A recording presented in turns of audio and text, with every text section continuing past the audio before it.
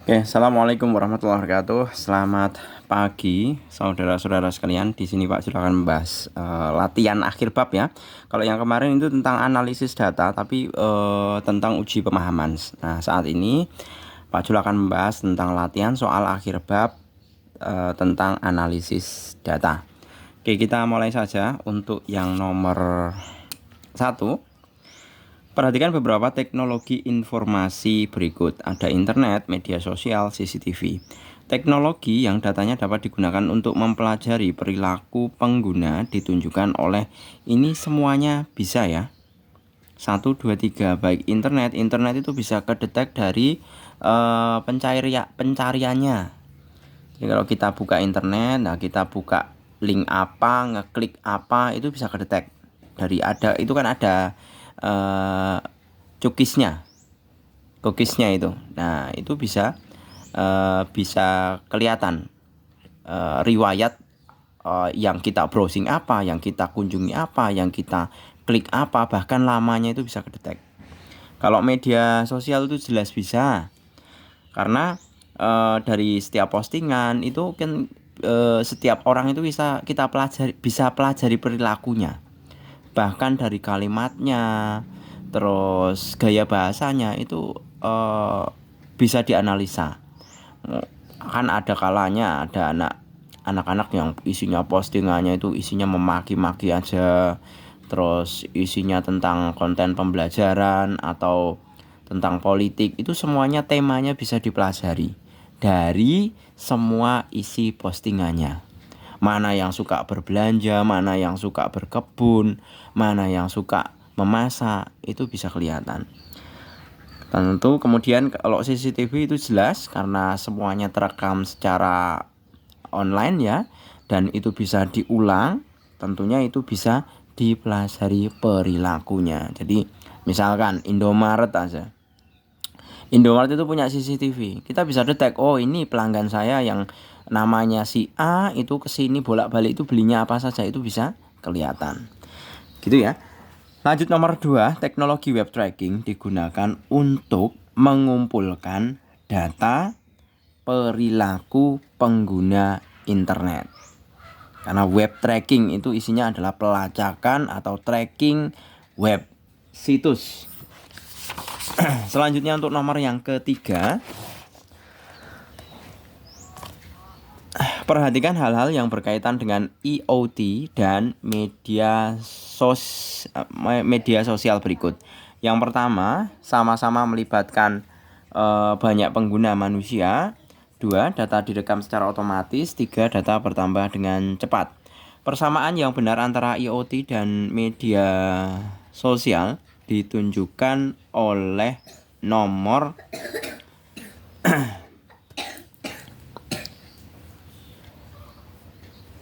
kalau yang 2 dan 3 ya.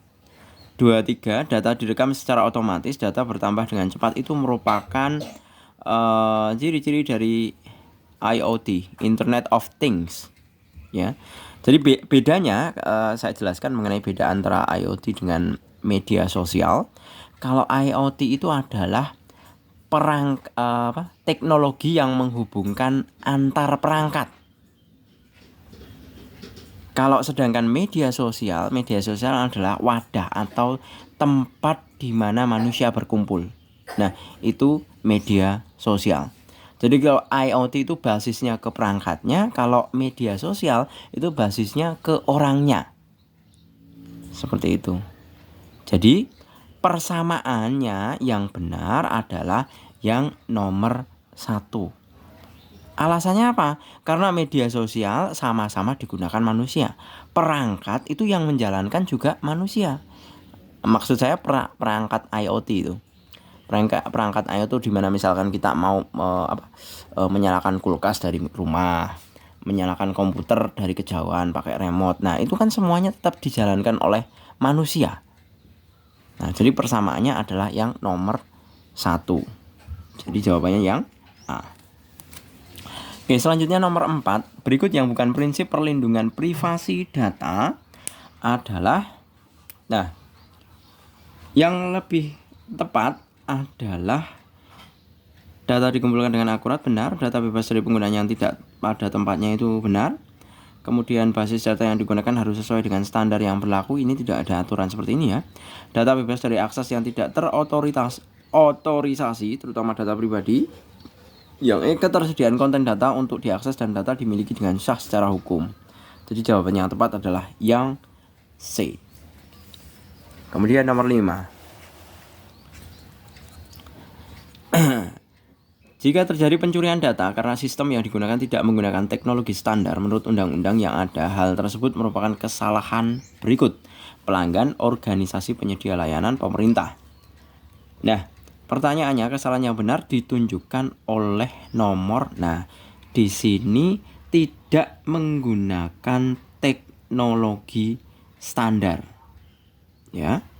Kalau tidak menggunakan teknologi standar, tentu kesalahan tersebut diakibatkan oleh si penyedia layanan. Jadi bukan pelanggan, bukan pemerintah. Karena tidak menggunakan teknologi standar itu kan yang wajib menyediakan teknologi yang sesuai standar itu kan penyedia layanan atau providernya lah istilahnya kalau dalam hal teknologi telekomunikasi. Seperti itu. Jadi jawabannya adalah yang B. Selanjutnya nomor 6, sensor yang tidak dapat digunakan pada teknologi IoT adalah yang suhu bisa, kelembaban bisa, tekanan bisa, ketinggian bisa. Yang tidak bisa adalah jumlah. Jadi tidak bisa menghitung jumlah. Nomor 7, visualisasi data yang beragam diperlukan untuk hal-hal berikut: kemudahan data dibaca, menjaga kualitas data, kemudian kemudahan data dianalisis, menampilkan data dengan bervariasi. Jawaban yang benar ditunjukkan oleh nomor yang visualisasi data itu adalah untuk kemudahan data dibaca dan kemudahan data dianalisis. 1 dan 3. 8. Resiko yang mungkin terjadi jika terjadi pelanggaran privasi data adalah tentunya ini ya. Resiko yang mungkin terjadi resiko itu adalah kemungkinan terburuknya adalah penggandaan data. Jadi datanya nanti digandakan, nanti digunakan untuk penipuan, phishing, pemerasan. Jadi nomor poin A, B, C, D ini sebenarnya semuanya termaktub di dalam yang poin yang E. Jadi pernyataan yang ini lebih umum atau sudah mencakup A, B, C, D. Seperti itu. Selanjutnya nomor 9.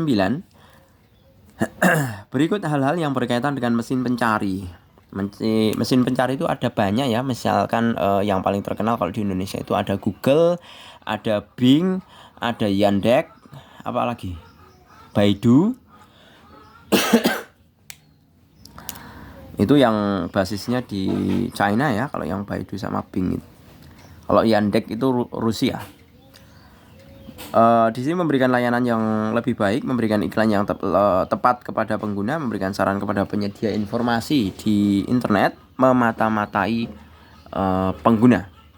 Tujuan mesin pencari merekam data pencarian pengguna ditunjukkan oleh nomor yang 1 dan 2. Memberikan layanan yang baik, memberikan iklan yang tepat kepada pengguna. Contoh realnya seperti ini. Kalau kita membuka Google, kemudian kita mengetikkan salah satu kata pencarian, maka untuk dalam urutan pertama pencarian itu biasanya nanti ada bagian situs-situs yang iklan yang sesuai dengan kata pencarian kita. Itu pasti. Jadi mesti ada tulisannya AD kalau nggak salah, advertisement. Biasanya seperti itu. Nah, itu adalah fungsi dari mesin pencari. Jadi setiap kata yang kita tuliskan di Google itu Google nanti akan merekam. Jadi Google itu akan mengingat selera kita apa, sesuatu yang kita cari apa. Itu Google itu akan lebih tahu. Seperti itu. Gitu ya. Jadi yang lebih tepat adalah 1 dan 2. Kemudian nomor 10. Semakin banyak mesin yang terhubung dengan jaringan, maka akan semakin banyak data yang bertambah di bidang mesin. Itu perangkat yang terhubung dengan jaringan. Maka data yang pertama adalah data IoT. Karena sebagaimana kita ketahui bahwa pengertian IoT sendiri adalah perangkat terhubung atau teknologi yang menghubungkan antar perangkat. Nah, data-data dari perangkat itu sendiri yang akan dikoleksi atau direkam, dikumpulkan menjadi basis data yang banyak, kemudian bisa dianalisa. Seperti itu. 11. Teknologi chatbot banyak digunakan untuk aktivitas yang ditunjukkan oleh, tentu chatbot itu bisa untuk customer service. Kemudian kalau marketing itu tidak mungkin, yang lebih mungkin adalah survei. Jadi jawaban yang tepat adalah yang D. Jadi kalau marketing dalam dunia pemasaran itu tidak mungkin kita memasrahkan atau menyerahkan urusan pemasaran itu ke robot, chatbot, atau mesin. Nggak mungkin kan? Karena pada dasarnya yang namanya pemasaran itu kan membujuk, merayu kepada konsumen agar mereka membeli. Nah, teknologi mesin atau teknologi ini, chatbot atau percakapan otomatis itu kalau misalkan dipaksakan untuk marketing, jadi di dunia marketing atau pemasaran itu gaya bahasanya akan sangat kaku dan tidak luas. Jadi nanti alih-alih orang mau membeli tapi malah nggak mau beli. Karena apa? Yang jawab robot, yang jawab mesin itu. Jadi pemasaran akan menjadi tidak menarik. Akhirnya konsumen nggak jadi beli. Itulah alasan kenapa fungsi dari marketing yang kemungkinan besar tidak mungkin digantikan oleh mesin ataupun robot. Oke. Tapi itu nanti lain cerita ya dengan kalau misalkan kita berbicara tentang artificial intelligence. Jadi kecerdasan buatan itu sekarang itu sudah mengalami perkembangan yang sangat luar biasa tinggi. Bahkan teknologi apa ya itu, ChatGPT kalau nggak salah, miliknya Google itu bahkan sudah memiliki naluri melebihi manusia. Seperti itu. Bayangkan coba kalau misalkan mesin sudah memiliki hati dan nalurinya itu melebihi manusia. Bahkan sisi kemanusiaannya itu si ChatGPT itu sudah mengalahkan manusia. Coba bayangkan. Nanti bisa-bisa yang namanya psikolog atau psikiater itu nggak bakalan laku. Karena apa? Mereka akan lebih percaya curhat kepada mesin atau robot karena mereka lebih mengerti permasalahan manusia. Seperti itu. Itu bahayanya itu. Oke, nomor 12. Perhatikan beberapa aktivitas penyedia jasa layanan di internet atas data pelanggan berikut. Membagikan ke pihak lain, menjual ke pihak lain, menjaganya dengan aman, menganjurkannya. Penyedia jasa layanan di internet berhak melakukan hal-hal yang ditunjukkan oleh nomor. Nah, berhak apa nih? Kalau menjaganya dengan aman itu adalah kewajibannya. Ya. Yang lebih tepat adalah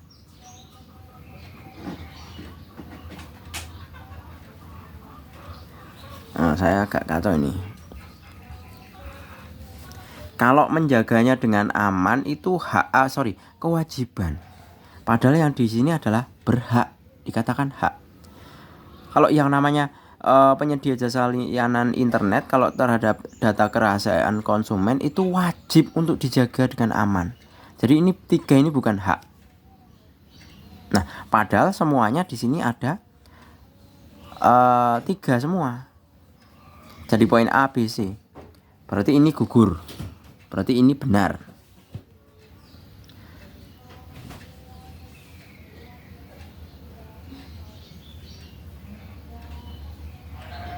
Menjual ke pihak yang lain itu tidak boleh, ya. Membagikan ke pihak yang lain itu juga tidak boleh. Tapi ini akan gugur, ya, kalau yang meminta adalah seperti halnya kepolisian atau badan intelijen negara. Nah, itu wewenangnya sudah di atas. Kalau misalkan kepentingan nasional, itu semua penyedia jasa layanan di internet itu wajib tunduk. Karena apa? Kalau misalkan ada penyalahgunaan di bidang misalkan saja narkoba, nah itu kepolisian ataupun badan intelijen negara atau pihak keamanan itu wajib turun tangan. Itu boleh dibagi seperti itu. Jadi kan kita kan sering dengar adanya situs di take down oleh pemerintah atau disabotase oleh pemerintah. Bukan disabotase, ya, memang sengaja di take down. Di take down itu dihentikan. Jadi situs-situs berbasis teroris itu kan biasanya nanti di take down oleh pemerintah, khususnya di bagian cyber. Nah, jadi nomor 12 ini yang lebih tepat adalah yang mana nih? Saya malah jadi bingung sendiri. Menjual itu tidak boleh. Jadi yang lebih tepat adalah yang 3 dan 4. Kalau menjual itu boleh asal dengan persetujuan oleh customernya. Seperti itu. Nah, ini biasanya yang paling banyak yang dipunyai itu adalah data-data e-commerce. E-commerce itu misalkan Tokopedia, Shopee, Lazada dan lain sebagainya. Itu data konsumennya itu banyak sekali, mulai dari nomor telepon, alamat, kemudian selera konsumen, daftar belanjaan yang sering dibelanja apa. Nah, jadi karakter si pelanggan itu bisa kelihatan. Jadi kalau misalkan Tokopedia, Shopee atau Lazada itu misalkan karena dia sebagai penyedia internet atau sebagai marketplace-nya, dia punya basis data yang banyak. Yang biasanya itu nanti istilahnya bukan dijual, ya, nanti biasanya itu nanti saling ditukar untuk mendukung salah satu, bisa induk perusahaan atau anak perusahaannya. Seperti saya contohkan aja, ya, Goto. Teman-teman kan mestinya tahu, ya, Goto. Nah, Goto itu kan berasal dari merger antara Gojek dan Tokopedia. Nah, Gojek itu punya pelanggan, Tokopedia itu juga punya pelanggan. Datanya kan ada lengkap. Nah, karena ini satu perusahaan yang di merger, otomatis data dari sini, ya, itu kan bisa saling ditukarkan. Karena ini satu perusahaan, karena sudah di merger. Gojek punya data, Tokopedia punya data konsumen. Nah, agar saling menguatkan, karena ini merupakan anak perusahaan dari Goto, ya, sama-sama anak perusahaan dari Goto, dalam artian satu afiliasi, satu induk perusahaan, maka untuk mendukung perusahaan, data ini bisa saling ditukar. Walaupun nanti teknis penukarannya kan bisa dalam bentuk penjualan, itu bisa, dan itu sah-sah saja kalau di dalam satu unit perusahaan. Yang tidak boleh adalah menjual ke perusahaan lain yang bukan salah satu induk atau anak perusahaannya. Itu nggak boleh, itu dilarang. Seperti itu. Jadi selama itu untuk kepentingan intern atau internal perusahaan, menjual ke pihak lain itu boleh. Dalam artian pihak lain yang dalam satu internal perusahaan. Gitu, ya. Nomor 13, tindakan mengatur format data agar mudah dipahami, dibaca, dan dianalisis disebut dengan transformasi data.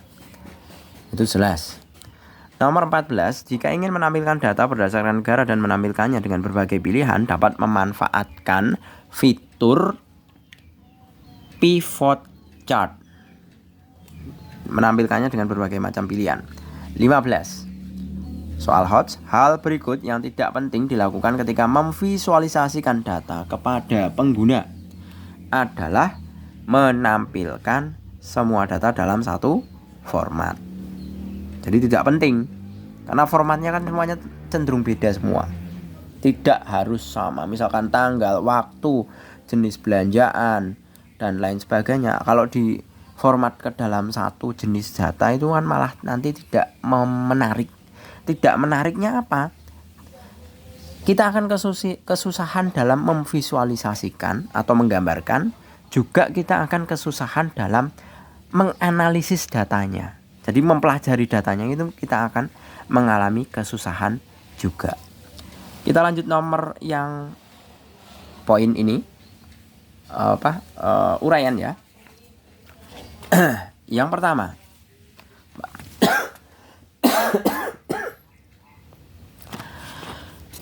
pertama, di sini jelaskan persamaan dan perbedaan antara chatbot dan web tracking. Pak Zul sudah membuat ringkasannya ya di sini.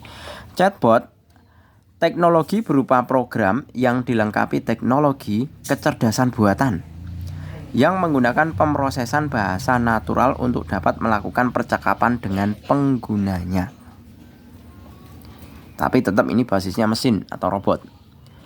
Sedangkan web tracking adalah teknologi pelacakan web yang bekerja seperti halnya cookies yang memungkinkan peneliti memantau aktivitas seseorang ketika melakukan aktivitas online, apa yang dikunjungi, lama waktu yang digunakan, maupun link apa yang diklik.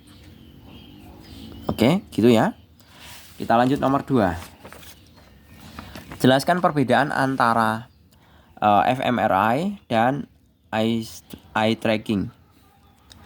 fMRI atau Functional Magnetic Resonance Imaging adalah teknologi yang digunakan untuk memonitor perubahan dan respon dari bagian-bagian tertentu otak ketika mendapatkan berbagai stimulus. Nah, misalkan wanita itu kalau contohnya ya, cewek-cewek kalau dilihatkan tas branded atau high heel, nah itu kan pasti respon otaknya kan pasti saya ingin beli. Walaupun kadangkala isi dompet tidak mendukung, tapi itu kan sudah secara kodratinya seperti itu. Nah, itu semuanya bisa didetek memakai teknologi fMRI. Kemudian eye tracking merupakan kemampuan untuk menelusuri gerakan mata subjek yang diteliti secara real time. Jadi lirikan mata orang-orang yang ada di supermarket atau di minimarket itu bisa dipelajari.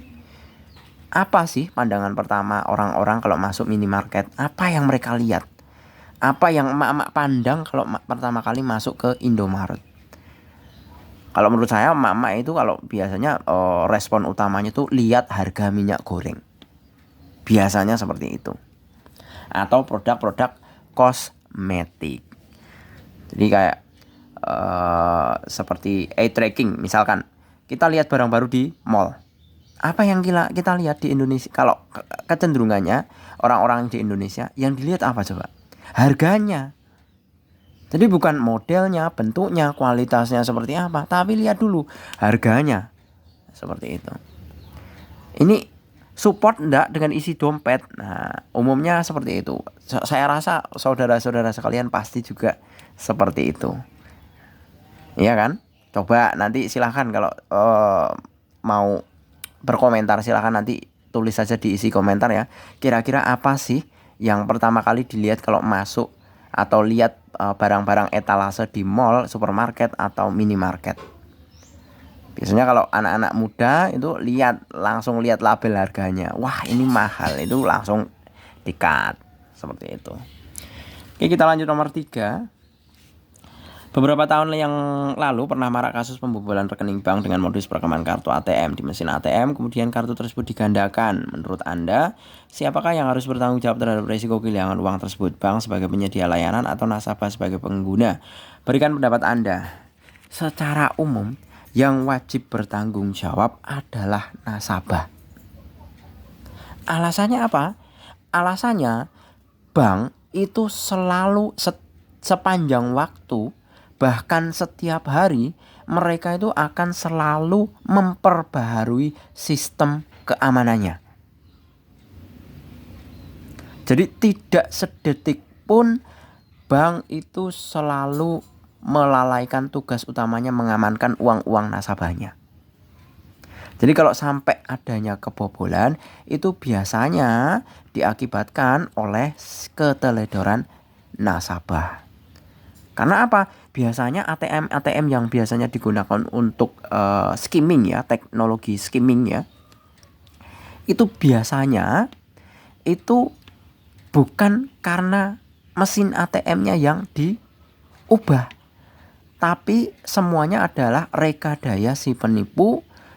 Bagaimana dia mengganjal benda ke bagian lubang yang untuk memasukkan kartu, atau biasanya itu nanti di bagian ATM itu ada tulisannya uang habis, silakan hubungi ke nomor ini.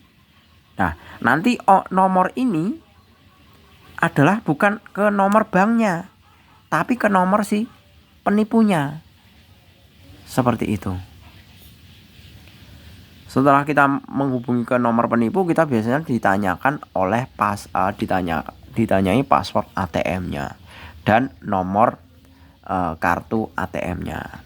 Jadi ada-ada saja pokoknya kalau dari segi penipu. Kalau kita mau menyalahkan bank, itu tidak mungkin. Karena logikanya bank itu selalu ingin uangnya aman. Dan mereka selalu memperbaharui sistem keamanannya. Seperti itu. Itu semua bank selalu memperbaharui sistem keamanannya. Bukan tiap 3 bulan, itu tiap hari, tiap hitungan jam. Seperti itu. Gitu ya. Jadi yang bertanggung jawab adalah nasabah. Kita lanjut nomor 4. Jika orang tua Anda mengetahui data miliknya ke organisasi tertentu dijual ke pihak lain untuk keperluan bisnis mereka, saran apa yang Anda berikan pada orang tua Anda? Nah, kita bisa mengajukan gugatan pidana mengenai pelanggaran tentang hak privasi pada pengadilan. Dengan asumsi bahwa atau dengan klausul awal bahwa organisasi tersebut tidak akan membagikan data kepada pihak ketiga. Jadi setiap organisasi atau penyedia layanan internet itu biasanya terikat. Ada keterangan di awal enggak bahwa dia akan membagikan data kepada pihak ketiga? Kalau misalkan pada klausul awal atau pada pernyataan awal organisasi tersebut berhak membagikan data kepada pihak ketiga, kita tidak bisa melakukan gugatan. Tapi kalau pada klausul awal atau pada keterangan awal bahwa organisasi tersebut berkomitmen untuk tidak membagikan data kepada pihak ketiga, namun dalam kenyataannya ada kasus seperti ini, tapi kenyataannya organisasi tersebut membagikan data Anda ke pihak ketiga, maka Anda bisa mengajukan gugatan pidana. Ini sesuai dengan Undang-Undang ITE. Gitu ya. Nomor 5, jelaskan perbedaan dan persamaan antara pivot table dan pivot chart. Ini udah dibahas pada uji pemahaman kemarin ya. Pivot table merupakan tabel interaktif yang bisa menampilkan ringkasan dari data yang jumlahnya besar. Sedangkan pivot chart merupakan representasi grafis dari data dalam pivot table yang terkait dengannya. Jadi isi data pivot table itu bisa dibuat yang lebih representatif dengan pivot chart. Kita lanjutkan nomor 6. Ketika penggunaan teknologi IoT semakin marak, menurut Anda manakah yang akan menyumbangkan jumlah data yang paling besar? Teknologi IoT atau media sosial?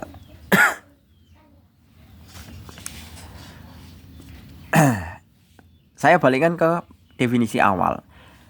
IoT adalah teknologi yang menghubungkan antar perangkat dengan jaringan internet.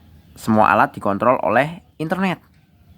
Sedangkan media sosial merupakan tempat bagi pengguna untuk berinteraksi satu dengan yang lainnya. Nah, logikanya karena satu media sosial itu hanya mewakili satu orang. Biasanya itu kan satu akun satu orang, kecuali orangnya cloning akun loh ya. Itu masih bisa. Tapi ini konteks ini satu media sosial adalah satu orang. Nah, sedangkan banyaknya perangkat atau banyaknya alat dalam IoT itu dapat dimiliki oleh satu orang. Jadi misalkan perangkat handphone, komputer, kemudian TV yang semuanya biasa diatur oleh IoT itu bisa dimiliki oleh satu orang. Jadi banyak perangkat bisa dimiliki oleh satu orang. Maka kita bisa menyimpulkan bahwa data IoT itu pasti lebih dari data media sosial. Seperti itu. Lanjut nomor 7, jika sekolah Anda ingin menerapkan sistem absensi otomatis, manakah yang akan Anda sarankan, menggunakan sidik jari atau RFID? Berikan alasan Anda. Nah, ini menurut pendapat Pak Jul itu lebih cocok dengan menggunakan RFID. RFID itu lebih ke basis barcode reader. Jadi kayak model kartu yang ada barcode-nya, seperti scan barcode barang-barang yang ada di supermarket itu. Jadi basisnya seperti ini. Saya ambilkan kecap ini ya. Nah, ini kan barcode, ada nomornya. Ini kalau di scan itu lebih cepat dibandingkan kalau kita memakai sidik jari. Jadi kalau sidik jari itu biasanya agak lama pembacaannya. Karena apa? Karena bukan tekstur ya. Keadaan masing-masing jari anak-anak itu kan kadang-kala berbeda-beda. Mulai dari suhu, kelembabannya, atau saat menempelkannya itu belum tentu pas. Nah, itu lebih membutuhkan waktu yang lebih lama dibandingkan dengan barcode reader. Jadi lebih cocok mana? Yang paling efisien adalah memakai RFID. Jadi dari segi pertimbangan efisiensi waktu. Jadi kalau misalkan mesin sidik jarinya 2, muridnya 1000, satu itu butuh sekitar 5 detik. Coba bayangkan, apakah 30 menit itu bisa selesai 1000 siswa itu? Seperti itu. Jadi kalau misalkan barcode itu kan tinggal dilihat bunyi klik atau bunyi tit, itu kan udah langsung kedetek. Itu kan tidak lebih dari 2 detik. Biasanya seperti itu. Jadi bisa dilihat di mana? Di minimarket itu kalau scan barcode itu kan lebih cepat. Kita lanjut nomor 8. Jelaskan dampak yang mungkin terjadi jika ada perusahaan-perusahaan e-commerce yang mengumpulkan data pelanggan tetapi tidak dilengkapi dengan sistem keamanan yang baik. Nah, kalau datanya tidak diamankan dengan baik, itu pasti ada resiko pencurian data. Ya. Jadi resikonya akan terjadi pencurian data yang akan menimbulkan masalah seperti berikut. NIK-nya digunakan untuk penipuan atau pinjaman, pengajuan pinjaman online tapi pakai NIK-nya orang lain. Itu sudah umum terjadi. Kemudian alamat yang digunakan, biasanya kalau di e-commerce itu kan kalau untuk kirim-mengirim ada alamatnya. Nah, itu bisa digunakan untuk promosi sales perusahaan yang sekiranya membutuhkan data yang gratisan. Oh, orang ini seleranya ini. Saya misalkan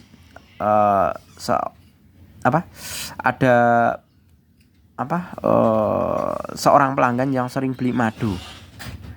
Nah, terus ada yang sebuah perusahaan obat herbal ingin promosi tentang obat herbal. Nah, orang yang mengkonsumsi obat herbal itu kan lebih cenderung akan mempromosikan produknya ke orang yang mengkonsumsi madu dibandingkan obat-obat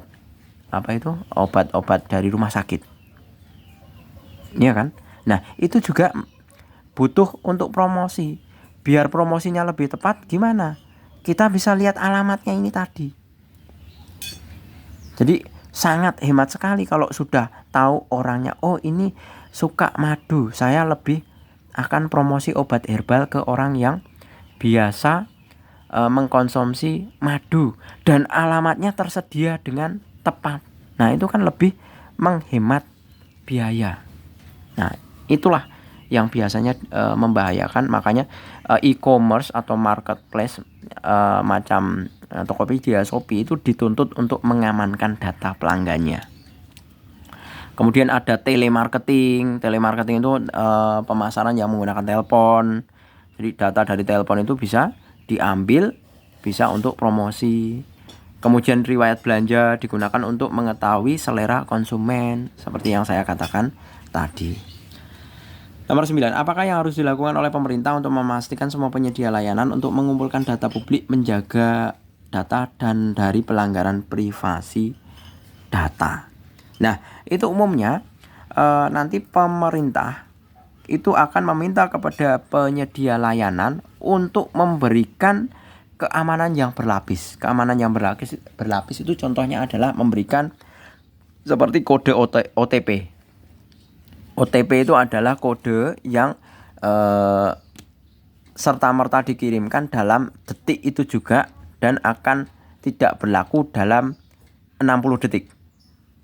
Seperti itu. Biasanya OTP bisa dikirimkan melalui SMS, WA maupun email.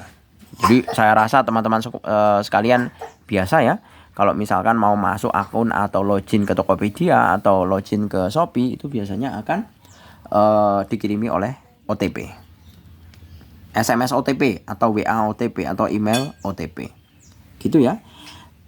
Kemudian nomor 10, pelajari undang-undang terkait privasi data yang ada di Indonesia. Tuliskan pendapat Anda, apakah ada yang perlu diperbaiki dari undang-undang tersebut. Oke, Pak Jul meringkaskan hanya salah satu kasus saja ya.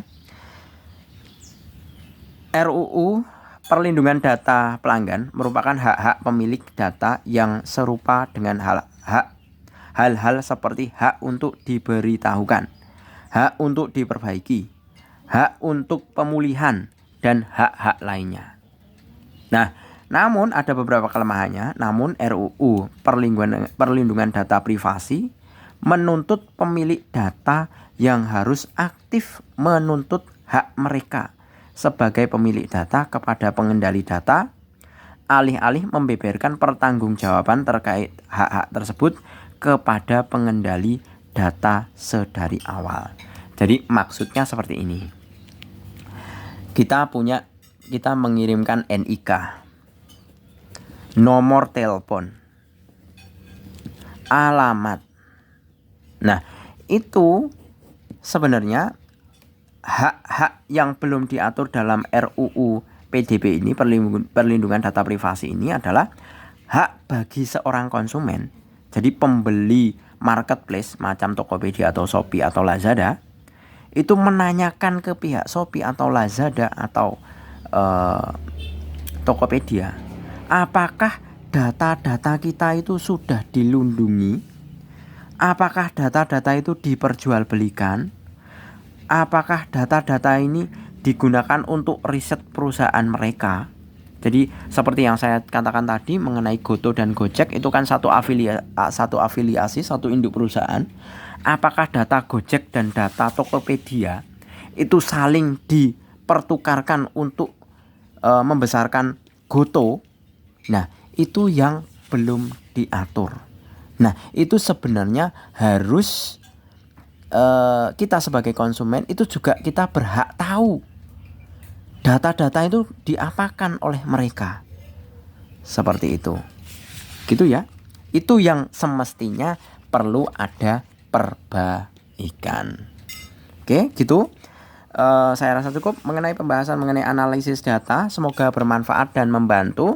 Terkait pendapat lain yang sekiranya tidak sama dengan Pak Jul, itu sah-sah saja, silahkan bisa ditulis di kolom komentar, bisa kita diskusikan bersama.